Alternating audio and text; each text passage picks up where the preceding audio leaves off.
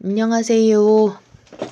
제가 정청래 씨가 이재명은 여기까지 이거 확성기 노릇을 너무 하길래 완전 꼴보기 싫어갖고 진짜 극혐을 하다가 문재인 대통령님하고 이재명 지사님 갈라치기 이 관계가 너무 심해지길래 안 되겠다, 싸움은 진짜 안 되겠다 싶어갖고 정청래 TV에 구독이라도 해갖고 좀 말려보자 이런 심정이 들어갖고 진짜 꼴보기 싫은 데를 가갖고 구독 신청을 하고 진심 한동안 광고를 끝날 때까지 들여다보고 이랬었는데 틀어놓고 그러다가 며칠 전에 진심 더 이상 참을 수가 없어갖고 구독을 탈퇴를 했었거든요.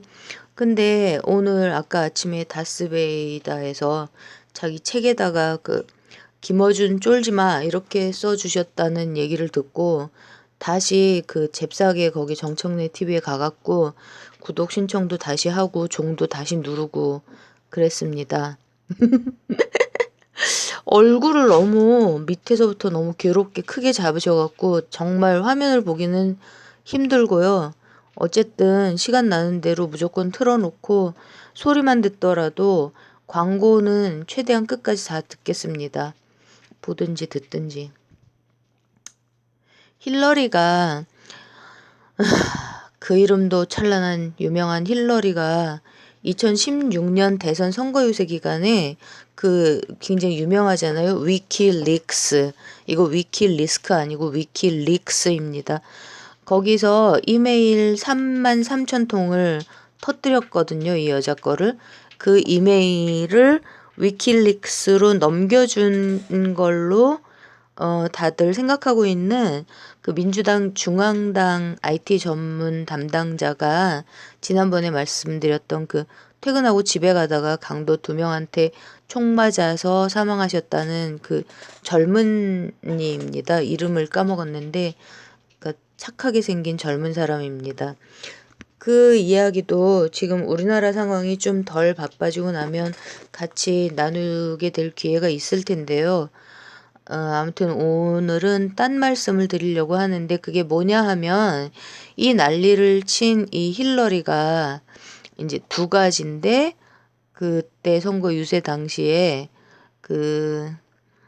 이 힐러리가 아무튼 힐러리 관련해서 두 가지 말씀을 드리려고 하는데 우선 첫 번째가 선거 유세 기간에 2016년에 녹색당에서도 미국 녹색당에서도 후보가 나왔었거든요. 그러니까 전 세계적으로 환경 운동을 하는 진보적인 정당이고 우리나라에서도 녹색당 분들 활동 열심히 하시잖아요. 서울시의 녹색당 후보로 나오신 신지혜 씨. 그분이 엄청 완전 똑똑한 분, 그분이 녹색당 서울시 후보였던 걸로 기억을 합니다.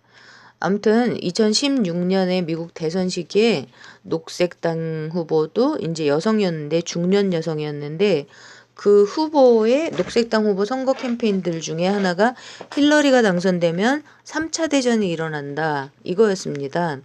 그러니까 힐러리의 전쟁광 같은 본 모습을 주로 공격하는 유세를 하고 다녔는데 그러니까 제너럴 일렉션 그러니까 일반 사람들이 대의원 말고 일반 사람들이 표를 낸 득표율이 한 1% 정도쯤 됐던 것 같고 의석은 당연히 한 석도 못 가져갔습니다. 그리고 유세기간 전체 통틀어갖고 모금액도 한 200만 불? 몇백만 불이 엄청 조금, 완전 조금이요.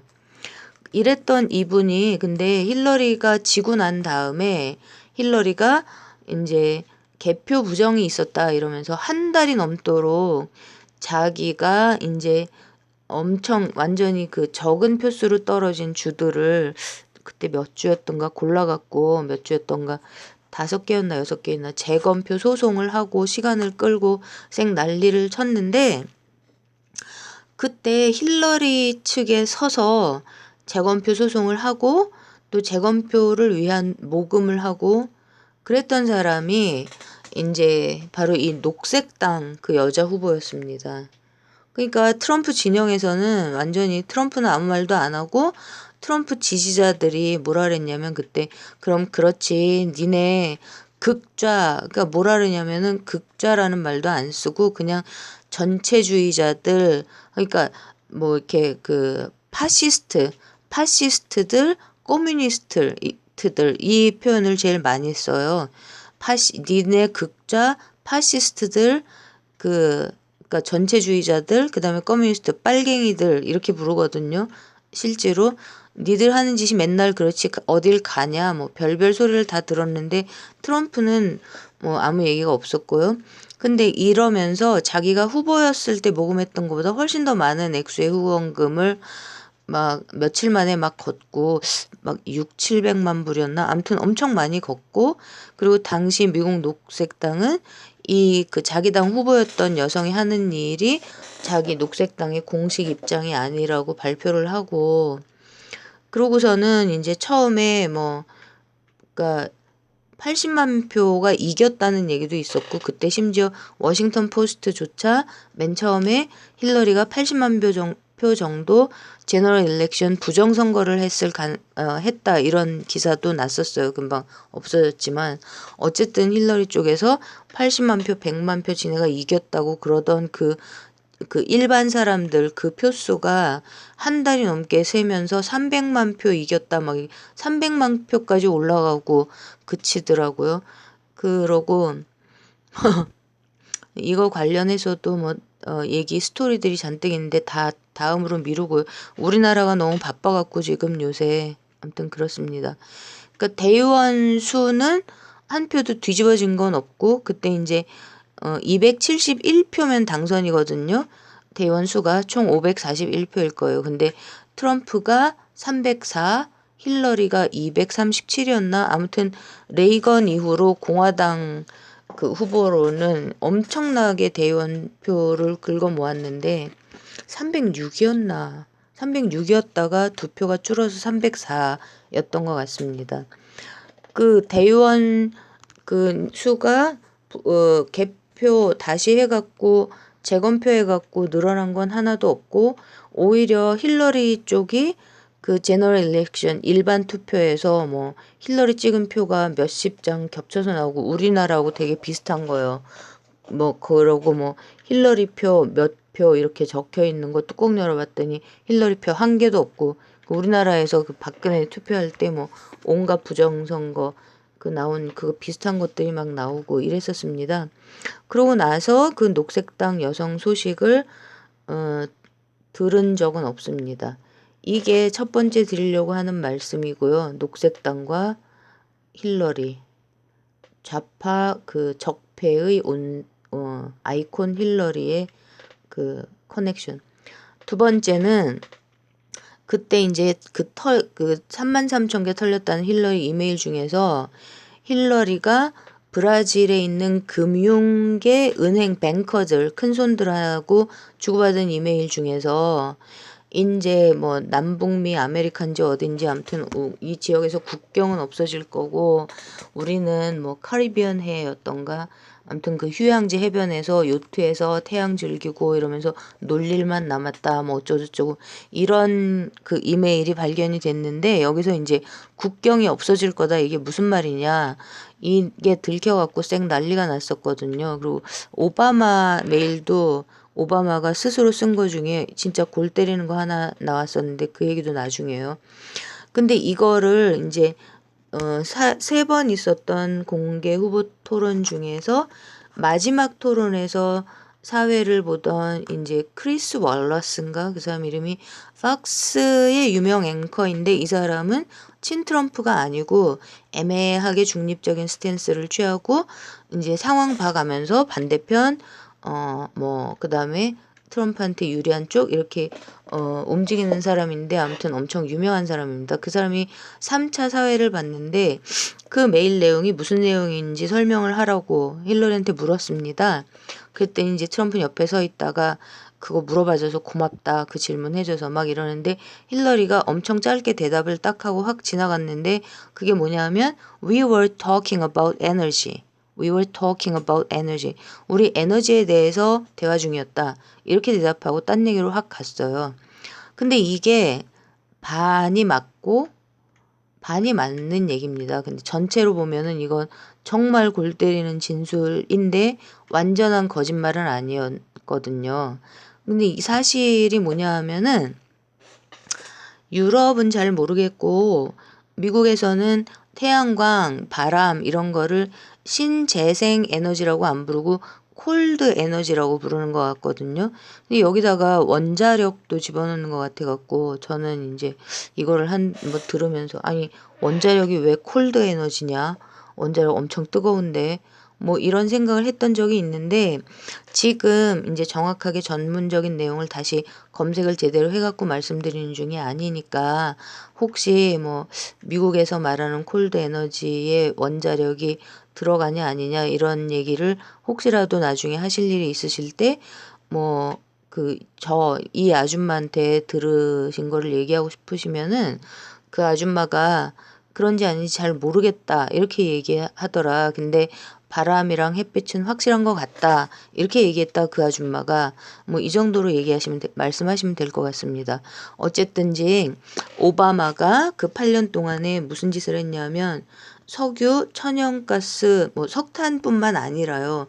석유하고 천연가스도 미국 내에서 파내질 못하게 다 막아놓고 그러고 이제 세계 1위의 산유국인 아까 북남미 유럽에서는 1위인 그 베네수엘라의 경제 이거를 확실하게 박살을 내고 거기 오일 상표 이름이 시트고거든요. 브라질 아니 베네수엘라께 그거 다 박살 내고 이랬던 게 이 전부 다 뭐냐 하면은 그 석유를 쓰지 않는 상태에서 이 콜드 에너지 분야를 새로운 그 에너지 마켓으로 만들어 가지고 거기에 글로벌 초국적 기업들이 새로운 마켓에 들어가서 다 이제 갈라먹기를 하려고 계획해 놨던 이거하고 관계가 있는 거는 분명한 사실입니다. 이미 지금 이제 트럼프 때문에 다 완전 다 취소가 됐죠. 그리고 이거는 파리 기후협약에서 트럼프가 탈퇴를 해버린 이 일하고도 관계가 있습니다.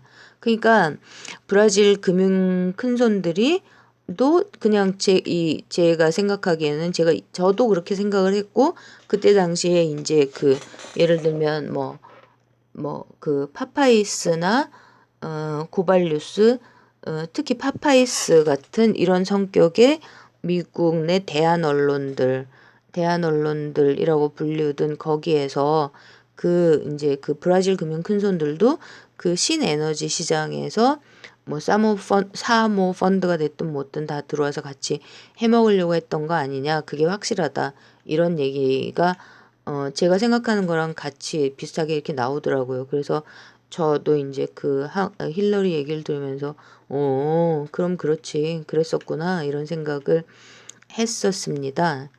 근데 이 끔찍한 얘기가 그러니까 이게 뭐냐면 당연하게 이제 지구 온난화에 대비해서 환경을 지키고 우리의 녹색 지구를 지키고 이런 일반 사람들이 하는 일반 국민들이 전 세계적으로 하고 있는 이런 선하고 귀한 인류 전체의 어젠더들하고 연관이 되어 있고 그리고 이제 제가 지금 드리는 말씀이 뭐 녹색당이 전 세계적으로 하고 있는 운동이 전부 다 한결같이 뭐 의도적으로 일부러 처음서부터 다 짜고 이런 글로벌 초국적 기업 이런 것들이 글로벌 적폐 엘리트들에게 봉사하고 있는 거다. 이렇게 말씀을 드리는 게 절대 아니고요.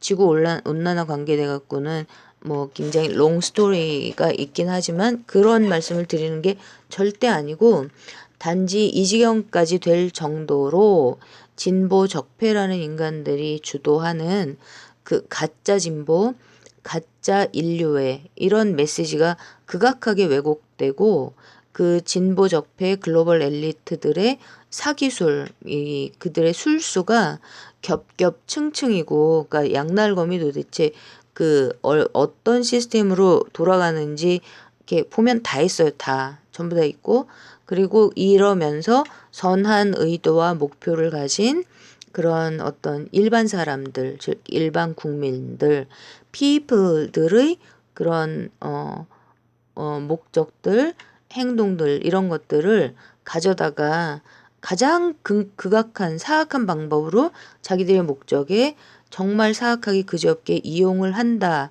이런 측면이 있다라는 겁니다. 그러니까 일반 사람들, 일반 국민들 입장에서 보면 자기가 그들에게 이용당하고 있는 줄은 꿈도 못 꾼 상태에서 결과적으로 보면 그들의 그 거대한 플랜 속에 서의 그 사악한 그들의 이익 이런 거에 이제 봉사 힘을 보태게 되는 희생자가 결과적으로 되는 그런 피해자들도 막 생겨나고 이러는 겁니다. 그러니까 요즘 보면 제가 제일 마음 아프게 생각하고 걱정하면서 이런 각도에서 이제 지켜보고 있는 사람이 정우성 씨, 배우 정우성 씨요. 난민 문제와 관계돼 가지고 어디 그 홍보대사 이렇게 하면서 정우성 씨는 정말 그 인류애적인 입장에서 인권이라는 코드에 맞춰서 올바른 그 얘기를 하고 올바른 입장을 경지하는 거죠. 정우성 씨 생각에서는요. 근데 전체로 봤을 때 이거가 악의적으로 왜곡되게 이용당하는 측면이 생겨버리는 겁니다. 근데 다행인 게 이제 정우성 씨가 김어준 씨를 형으로 생각하고 따른다니까 똑똑한 우리 김어준 씨가 잘 지켜줄 거라고 진짜로 믿고 너무 심하게 걱정은 안 합니다. 그런데 이제 이런 식으로 선한 이미지와 선한 의도를 가지고 있는 일반 사람들 중에 유명한 사람들을 데려다가 어떤 식으로 이 글로벌 적폐 글로벌 엘리트들이 써먹는지 이거에 대해서는 또 이제 더 많이 말씀을 드려야 될 것 같습니다. 이제 급하게 한 분만 더 말씀을 드리면 우리나라에서 요새 또 이제 완전 엄청나게 뜬 국회 청문회까지 나가가지고 진출해갖고 막 얘기하는 백종원 씨. 이분도 선한 의지를 갖고 있는데 굉장히 사악하게 이용이 되고 있다는 생각이 들죠. 이건 뭐냐면 본래 건강한, 그러니까 짧게만 말씀드리면 본래 건강하고 튼튼해야 할 허리를 구성할 자영업자들을 파괴하는 글로벌 초국적 자본의, 그러니까 요새는 전부 다 체인점이잖아요. 그것들의 음식점까지 다 체인점 이런 것들 속에서 파괴하는 쪽에 저들이 이제 얼굴 마담으로 세우고 써먹고 있는 것 같다는 생각이 저는 좀 많이 들었습니다. 그러니까 백종원 씨의 이슈는 준비가 되지 않은 상태에서 자영업을 너무 쉽게 생각하고 차리지 말라 이런 이제 말씀을 하시는 거잖아요. 그 말 자체가 너무나 맞는 말인데 근데 이것이 월세의 임대료 상한선이나 임대료를 보장하는 기간을 이제 정해주지 않고 그 다음에 그 프랜차이즈 같은 데서 그 이익을 그 일반 그 체인점 가맹점의 이익을 절대로 보장하지 않고 폭력적으로 다 해먹고 카드사하고 짜고 다 해먹고 막 이런 것들에서 전문가라는 사람들이 나와가지고 그 제대로 된 일자리가 없어서 그 자영업이라는 굉장히 낮은 질의 일자리, 수준 떨어지는 일자리로 몰리기 때문이다. 이따위 정말 들으면서 분노가 차오르는 자영업이 왜 수준 떨어지는 직업입니까? 미국하고 일본 그 유명한 도시 같은데 가면 서비스업이 자영업이 얼마나 탄탄하게 자리를 잡아 있고 일본의 백년 가게가 얼마나 많은데 이것들이 진짜 국민을 뭘로 보고 이렇게 짜고 치고 거짓말을 하는지 아무튼 거기에 이 백종원 씨가 자신의 의도와 관계없이 거기에 뭐 동원이 된다 그래야 되나요? 그런 측면이 있는 거죠. 이 정도로 이 글로벌 엘리트, 초국적 자본 이런 쪽이 사악하고 폭력적이라는 겁니다. 특히 세련된 얼굴을 한 이제 삼성가로 치면은 이쪽에 많이 걸쳐 있는 게 그 CJ그룹 쪽이잖아요. 아, 여러분 그리고 그 다음은 망했고요. 다음 카카오가 다음을 병폐합해갖고 상장하면서 우회 상장을 했어요. 한 거예요. 다음이 너무 유명했기 때문에. 그리고 다음이라는 이름이 이제 그 다음 그 포털에만 남아 있잖아요. 그러고는 다 카카오 맵, 다 카카오로 이름이 바뀌고 있는데 다음도 그 CJ 쪽 겁니다. 다음이 옛날 다음이라고 생각하시고 기대를 하시면 안 되고요. 그래서 그렇게 거기 댓글 부대가 장렬하는 겁니다. 이것도 나중에 기회가 있으면 더 길게 말씀드리겠습니다. 어쨌든 다시 본론으로 들어가서 아무튼 서울시가 오늘 나온 내용 중에서 서울시가 하는 태양 광판이 그 일반 개개인들이 신청을 받아서 이렇게 개별 가옥용이 확실하다면 100% 그거라면 정말 다행이라고 생각합니다.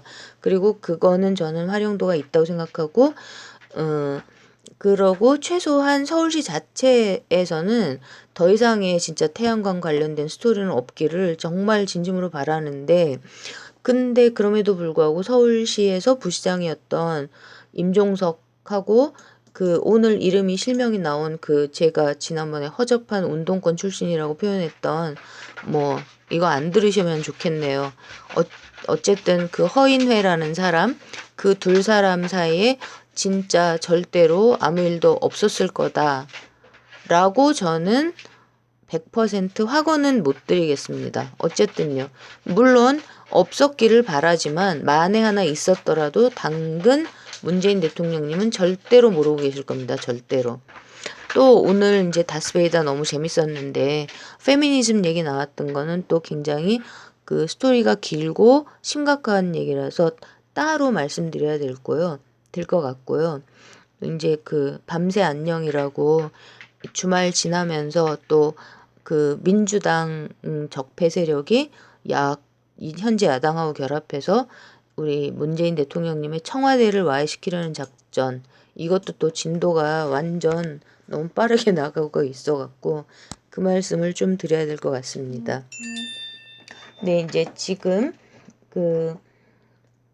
트럼프가 취임 초기에 힘의 균형을 위해서, 왜냐하면 자기 지지율이 높아야 50%밖에 안 올라갔거든요. 지금도 그런데 이게 이제 주류 언론이 90% 이상이 거짓말이 섞인 악의적인 언론전, 까대기 언론을 하고 있었기 때문에 처음서부터, 그래서 지지가 50%밖에 안 되기 때문에 백악관하고 행정부에 자기 사람하고 오바마 힐러리의 사람, 즉 워싱턴 적폐 엘리트, 글로벌 엘리트들의 신복도 그걸 뻔히 알면서도 포지셔닝을 했었거든요. 임명을 했었는데 그중 한 명이 올해 초에, 그러니까 취임 1년 후에 남북미 관계의 해빙무드 돌면서 그때 이제 누구야, 털보, 코털 달린 사람으로 가르쳤잖아요. 그 전에 대머리 머리 빡빡 깎은 안보 보좌관 맥메스터가 그 사람입니다. 오바마 힐러리 측의 사람. 이 사람이 문 대통령님 안보실장 정의용 실장의 카운터파트였고, 또 이제 들리는 말이 둘이 무지하게 친하고 정 실장이 그 사람 집에 가서 5시간 동안인가 놀고 그랬다는 기사도 받고 그랬죠. 그러고 근데 이제 그 사람이 오바마 힐러리, 그러니까 녹색당 사람이, 녹색당 후보가 힐러리가 되면 3차 대전이 일어날 거다라고 얘기했던, 저는 과연 거기까지 갈까? 최소한 북한하고 핵이 involve 되든 안 되든 국지전을 할 것 같다. 저 미친 여자가, 이런 느낌을 엄청 강하게 받았었고, 그 얘기가 막 우리 쪽에도 나왔었습니다. 뉴스프로라는 번역하는 쪽에서 오래 일하셨던 어떤 분이 그때 당시 미국 대사관 분위기를 전하면서 굉장히, 그러니까 9월 달 2016년 그때 그런 글을 쓰셔가지고 좀 생각 있는 분들이 되게 걱정을 많이 하셨었는데, 어쨌든 그쪽 사람입니다. 오바마 힐러리 측 사람 맥메스터가. 그래갖고 오바마 힐러리 측의 일종의 스파이라 그래야 되나요? 아무튼 딥스테이트죠. 딥스테이트. 교란시키는, 현 정부를 교란시키는 글로벌 엘리트들 쪽의 사람. 그래가지고 그러니까 트럼프한테 잘못된 정보를 주고, 그리고 또 트럼프 측의 정보를 빼내고, 이런 일을 하는 사람이었는데, 이 사람은 이제 아예 내놓고 이 일을 한다시피 하면서 전 세계 이런 글로벌 엘리트들, 적폐 글로벌 엘리트들이 거의 해마다, 저도 그때 2017년 5월, 6월에 미국 돌아가는 거를 보면서 그때 이 단체 이름을 처음 들었었는데 올해도 회의를 했더라고요. 그 해도 매년 그 몇백 명이 그 글로벌 엘리트들하고 그 하수인들이 거의 뭐 몇백 명 규모로 같이 모여서 여름마다 몇 박 며칠 이렇게 미팅을 하는데 그 그 그룹 이름이 빌더버그 그룹이거든요. 빌더버그 그룹. 거기서 하는 회의에 2017년에 그 트럼프 행정부에서 2명이 갔다 그랬는데 한 명은 누군지 모르겠고 이 맥메스터가 거길 갔습니다. 근데 이 사람이 이제 사석에서 뭐 술 먹고 이러면은 맨날 하고 다녔다고 미국에서 소문이 파다했던 얘기가 뭐냐면 트럼프 완전 등신이다. 바보다. 이제 좀 있으면 탄핵당한다. 쫓겨날 거다. 계속 이렇게 얘기를 하고 다닌다는 소문이 미국에서 파다했고 아무튼 그 뭐 트럼프도 당연히 들었을 겁니다. 말을 안 했지만. 그 우리 문재인 정부 작년 초기에 2017년 진짜 10년 전인 것 같이 느껴집니다. 요새 분위기가 너무 나빠져가지고. 근데 어쨌든 그 분위기 좋았을 때도 그 따뜻했던 봄날에 우리 문 대통령님 처음 취임하셨을 그때 우리 쪽에서 우리 정부에서 트럼프를 만나본 사람이 트럼프가 자기 과시욕이 너무 강한 또라이 바보 등신 같다는 이런 얘기 나온다고 그런 뭐 기사들도 뭐 이렇게 있고 이랬었는데 천만 다행이죠. 지금은 최소한 청와대나 행정부 뭐 외교부 이런 통일부 이런 데서는 그런 소리 나온다는 얘기는 못 들어본 것 같습니다. 그러니까 요지는 트럼프가 그 자기의 지지 기반이 국민 여론을 딱 반으로 갈라서 50%였기 때문에 이런 식으로 그 안티 세력들과의 세력의 균형을 맞추면서 자기 어젠더를 실현해 나가기 위해서 행정부하고 백악관의 판을 짜고 그러고도 도저히 믿을 사람이 하나도 없어갖고 자기 딸 부부까지 데리고 들어갔죠. 딸 부부가 아직도 있죠, 거기에. 그러면 이거에 비교해서 우리 문재인 대통령님은 맞습니다. 국민 80% 이상의 지지를 받았죠. 그러니까 트럼프처럼 그렇게 적폐들하고 균형을 맞춰갖고 내가 그걸 짤 필요가 없었잖냐. 국민들이 다 진짜 85% 지지가 이게 정말 이거는 있을 수 없는 지지율이잖아요. 근데 이걸 생각을 해보면 JTBC의 홍석현이가 어땠을까요? 그러니까 이 사람은 진짜 박근혜 최순실을 내쫓으려는 의지는 너무 강했거든요. 진심으로. 그리고 또 손석희라는 우리 대한민국의 간판 앵커의 리드가 그러니까 진짜 every single night 매일 밤 한 걸음 더 들어가서 최선을 다하면서 정말 그렇게 딴 사람이 리드했으면은 뭐 황장수가 리드했으면은 우리가 들었겠습니까? 근데 손석희 앵커가 그 리드를 하면서 공헌을 했기 때문에 홍석현이 없었고 JTBC가 없었어도 탄핵은 되고도 남았다. 이렇게 절대 얘기를 하지 못한다는 겁니다. 왜냐하면 그 과정에 JTBC와 손석희 앵커를 내세운 홍석현이가 인볼브 이미 됐잖아요. 그거는 뒤집어서 니들 없었어도 우리는 그렇게 하고도 남았어. 이런 말은 가정법으로 절대 쓸 수가 없는 거죠. 현실에서 진행된 걸 봐야 되니까요. 그리고 이거보다 더 중요한 게 뭐냐면은 당시 여권에서 탄핵에 참여를 했잖아요. 근데 뒤를 돌아서 보세요, 여러분. 걔네들이 그때 뭐 탈당하고 지금 밤이당에 가 있고 탈당했다가 도로 들어간 김성태 이 걸레 적폐들이 국민들이 촛불 드는 거 보고 했을까요? 그때는 저도 그런 줄 알았죠. 국민들이 촛불을 든 힘이 무서웠기 때문에 그게 다였을까요? 그런 줄 알고 김성태를 진짜 와, 저 사람 괜찮은 사람이다 이렇게 생각한 적도 있었죠. 지금 와서 보면 그게 아니었던 것 같아요.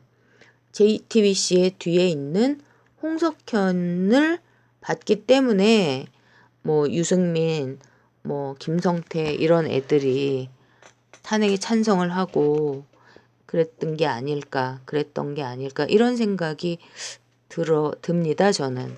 그래서 홍석현이 를 보고 그때 당시 여권이 움직였을 것 같다. 이것까지 생각을 해보면 더 심각한 거고 우리 문 대통령님이 처한 게.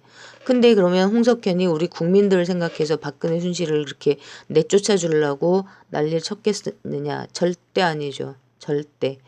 그때 저는 어떻게 생각을 했냐면 당시에 파다했던 그 힐러리가 북한하고 국지전을 벌이려고 한다.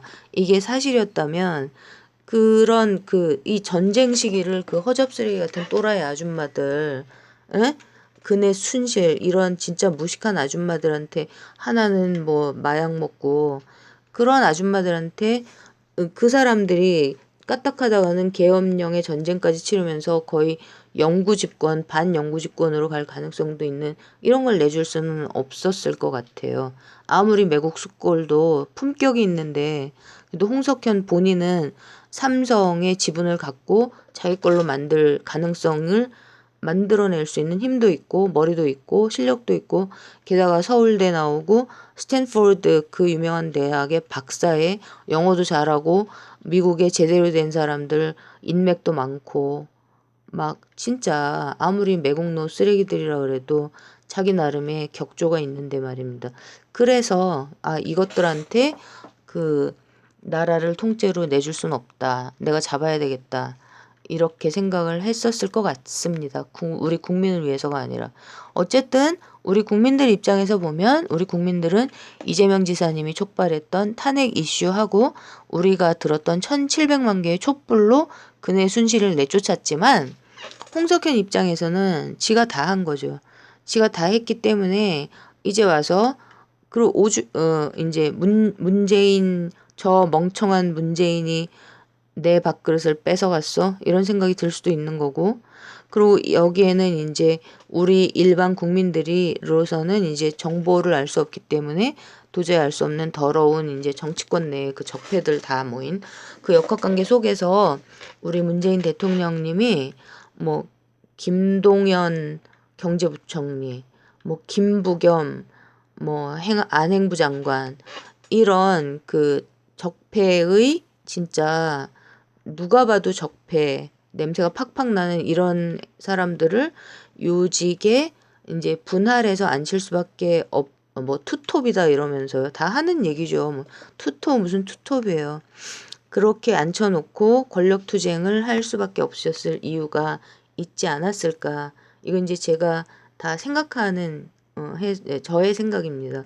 그러니까 어쨌든 시작부터 우리 국민들은 지지를 너무 많이 진심으로 지지했기 때문에 몰랐지만 국민들에게는 설명도 이해도 시킬 수 없는 그런 상태에서 이 홍석현이 실제로 힘을 보태서 그러니까 주도한 그 촛불혁명의 그네 순실이를 정리하는 과정이 있었기 때문에 그 적폐 세력, 그러니까 딥 스테이트와의 권력 투쟁을 애초부터 알고 판을 그렇게 짜고 시작을 하셨을 가능성이 있다는 거죠. 얼마나 홍석현이가 자신이 있었으면 트럼프한테 대통령 낙점을 받으려고 이거 그 황장수 씨가 얘기한 거예요. 편지를 안 만나줘서 내용을 뭐 내가 나중에는 뭐 비즈니스 하는 사람인데 이것도 해줄게 저것도 해줄게 그렇게 썼다 그런 것 같아요. 내용을 바꿔가면서 4번이나 써갖고 만나자고 들이밀었다가 그거를 맞았겠어요. 그 빠꾸를. 그럼 얼마나 얄미울까요 지금도 트럼프가. 감히 저것이 나를 제가 지원하는 세력한테 한반도를 내줘? 절대 그럴 수 없어. 한반도의 주인은 나야. 그리고 나한테는 조지 소로스가 있어. 이런 생각 하겠어요? 안 하겠어요? 홍석현이가. 생각해보면 삼성이 IMF 일으킨 것도 열받아서 즉흥적으로가 아니라 조지 소로스 같은 글로벌 세력들하고 짜고 IMF가 나오게 만들었을 수도 있는 거잖아요. 그거를 장기적으로 계획을 짜고 김대중이가 돈을 좋아하니까 갖다가 쳐바른 거. 우리에게는 왜 김대중 같은 사람밖에 없었을까? 그 얘기는 또 딴 얘기죠. 너무 많이 죽였으니까 그렇지 않을까요? 박정희가 너무 많이 죽여버렸잖아요. 이승만 박정희가 다 죽였잖아요. 다. 그 김대중은 본래 그런 인간이니까 그나마 살려둔 건 아닐까요? CIA하고 같이 짜고. 또 슬퍼지지만 어쨌든 그래서 이런 생각을 하면서 이제 어제 오늘 이렇게 보면은요. 여당 의원 한 명이 딱 떠가지고 지금 조국 민정수석 보고 사이 말아 딱 화살이 조국한테 가잖아요. 이 청와대 난리 북새통에. 그러면 이걸 극문 똥파리 쪽에서는 조국이 이제 직권으로 이재명 수사를 중단 안 시키고 있어서 저것들이 그러는 거다. 그러니까 극이 뭐 찌파리라 그래야 되나요? 극이 찌파리 이렇게 이름을 붙이자고요. 아예. 극문 똥파리하고 극이 찌파리하고 지금 양쪽에서 천지 지랄들을 하고 있는데 극문 똥파리들은 극이 찌파리들이 이제 조국이 이재명 수사를 중단 안 시킨다 이러고 있어서 그 난리를 치는 거다 이러면서 극이 찌파리라고 그 국회의원한테 그러는 거죠. 그 여당 의원이 이재명 지사하고 사법연수원 동기고 그 사람이 지금 지역구에서 경기도에서 220억 원을 받았다고 육갑들을 떨던데 속지 마십시오 여러분. 제가 사법연수원 그때 당시 동기가 몇 명인가 찾아봤더니 1986년에 이재명 지사님이 붙었는데 309명이더라고요. 309명. 309명 중에 뭐 그렇게 309명 전부 다 돈 20억 원 주고 그러나요? 일단 극문 똥파리 쪽이 그렇고요. 그 다음에 극이 찌파리들은 그 김대중 김영삼 때부터 뇌물 받았다고 뻔히 그 저기 누구야 이상호 기자님이 얘기했는데 그 중요한 정보를 폭로를 해버렸는데 그리고 제가 보기에는 그것 때문에 그 귀환했다는 올드보이들이 싹 다 문재인을 공격하고 옌병들을 떨고 있는데 지금 이해찬하고 같이 다 귀환 올드보이들의 귀환 다 문재인 잡으려고 나온 거 아니에요. 뇌물 받아 처먹고 산 그 몇십 년의 유구한 역사와 전통 속에서 절대 포기할 수가 없으니까. 근데 이 찌빠리들은 김대중을 존경하고 문재인 정부는 삼성 바이오 이런 거 이슈 터트리는 거 북한에 돈 쓰려고 돈 그거 뜯어내려고 그러는 거고 노무현 정권하고 샴쌍둥이래 갖고 이재명은 때려 죽일 거고 삼성은 절대로 안 건드릴 거라고 문재인을 몰아내자고. 그러니까 김대중 노무현이 뇌물을 받았는데 김대중을 빼고 노무현 문재인이 뇌물을 받았다고 연병을 떠는 거예요. 그러면은 김대중은 훌륭한 사람이고 김대중의 성골 이해찬 무슨 얘기인지 아시겠죠? 근데 여기서 이제 유시민까지 비판을 하는 거는 문재인을 쫓아내려면 그 드루킹하고 엮이면 좋잖아요. 그래가지고 선거 부정 이렇게 엮이면 좋으니까 문재인을 이제 엮기 위해서 유시민까지 갖다 붙이는 거죠. 어? 근데 이게 유시민을 이런 식으로 갖다 붙여갖고 문재인을 엮어도 유시민을 나중에 뭐 지킬 자신이 있어서 그러는 건지 아니면은 뭐 문재인을 날릴 수 있다면 유시민까지 같이 날려도 상관이 없어서 그러는지 거기까진 모르겠는데 어쨌든 극문 똥파리 쪽에서는 유시민의 이응자도 안 나오고 친이 찌파리 쪽에서는 아주 천지 지랄들을 하고 있죠. 근데 양쪽 다 이해찬을 절대 안 건드립니다. 생각을 해보자고요. 이해찬은 절대 양쪽 다 안 건드리는데 이해찬이 진짜로 이재명 지킴이 수호신이면은 그러면 이해찬은 명명백백 안티 문재인이잖아요. 그러면 극문 똥파리가 지랄을 하고 이해찬을 물고 뜯어야 되는데 말 한마디를 안 나오고 말 한마디가 그렇잖아요. 극이 찌빠리들은 이해찬이 이재명을 싸고 도니까 이해찬은 이재명 지킴이가 되는 거잖아요. 그러니까 욕을 안 하는 거죠. 근데 이해찬의 그 하수인 유시민은 아까 말씀드렸듯이 뭐 자신이 있어서 그런지 아니면 문재인을 날리는데 필요하면 유시민까지 날려도 상관없다고 생각해서인지 그건 모르겠습니다. 아니면 이해찬은 유시민을 지키고 싶은데 홍석현이는 유시민에 관심이 없든지 그것까지는 모르겠지만 어쨌든 이해찬은 양쪽 다 안 건드리고 있습니다. 극문 똥파리가 이렇게 건드리지 않는 이유는 이해찬이 당대표인데 원내대표까지 나서가지고 이재명 출당이 어쩌고저쩌고 연병을 떨고 그러고 있는 거기 때문이죠. 그리고 노무현 재단 이사장인 유시민도 트위터 계정이 김혜경 여사 거라고 미리 밑자락 깔고 얘기하고 또 추미애 박영선 이런 이제 그 권력욕에 찌든 완전 여자가 아니라 중년 남자들 같은 이런 권력바라기 부패 진보 적폐 이런 정말 꼴보기 싫은 진짜 토 쏠리는 아줌마들 대신에 짠 하고 최민희라는 여자가 등장해갖고 유시민 그대로 따로 하고 이러니까 극문 똥파리들은 이해찬 욕을 할 필요가 없는 거죠. 여기서 생각을 해봐야 되는 게 뭐냐 하면 이해찬이라는 이 사람이 이해찬이라는 사람을 한번 딱 떠올려 보세요. 그 성격에 그 나이에 그 장악력에 지금 이 상황 당내 상황과 관련해서 개나 소나 아무 소리나 막 떠들게 놔두고 통제를 전혀 못하고 게다가 대통령이 청와대를 비운 사이에 해킹 사건 비리 사건 왜 대통령 없을 때 다 터져요. 이거 너무 진짜 끝내주죠. 근데 또 거기에다 대고 당 대변인이 사과를 하더라고요. 기가 차서. 와 진짜. 청와대는 국가의 수반인 대통령의 기관입니다. 대통령의 기관이에요. 지가 여당 아니라 상관없어도 지는 일개 정당 당 대표예요. 근데 청와대는 입법, 사법, 행정의 수반인 대통령의 기관이라고요. 근데 대변인이 나서서 꼴값을 떨고 사과를 하게 만들어요.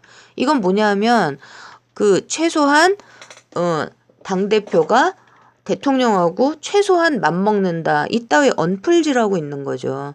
할 일을 하나도 안 하고 당은 북새통 거지같이 내버려두고 그러고 밀실에서 여야 합의해가지고 짬짬이 예산 떼먹을 거 다 떼먹고 기록도 안 남기고 그렇게 여야 적폐 같이 돌아치면서 국회의원 300명들은 그러면서 이 당대표는 자기의 위상을 왜 청와대에 대한 거를 그것도 즉각적으로 해결 다 했는데 다 자르고 다 이것도 조국 수석이 전면 교체하자 그래가지고 조국 수석이 전면 교체하자 그랬잖아요. 그거를 왜 지가 사과를 하고 꼴값을 떱니까? 일개 당대표 주제에 2년짜리 당대표가 예? 그것도 전자개표기하고 ARS로 당선된 당대표가 와 진짜 열받네. 어쨌든지 간에요. 또 하다가 끊길까봐 어쨌든 이 모든 일의 중심에는 여야를 아우르는 이 아사리 북새통에서 지금 진행되고 있는 거는 뭐냐 하면 야권은 여당 지지율 팍팍 떨어지고 대통령 지지율 팍팍 떨어지고 야당은 뭐 누가 들어왔네 우리가 다 알잖아요. 꼴값을 떨면서 지지율 막 올리고 있죠. 왜요? 왜에 대해서는 지난번에 얘기했던 이런 것들이고요. 그러고 그러면서 이제 지금 이 난리 그러면 그 청와대하고 뭐 세 군데 당정청 회의한다고 모여있던 거기서 그러니까 세 명 임종석 비서실장 그다음에 이낙연 총리 그다음에 이해찬 당대표 이렇게 셋이 한 2달도 넘게 일주일에 한 번씩 만나서 밥 먹었잖아요. 근데 요새 이낙연 총리 안 보이잖아요. 왜 안 보일까요?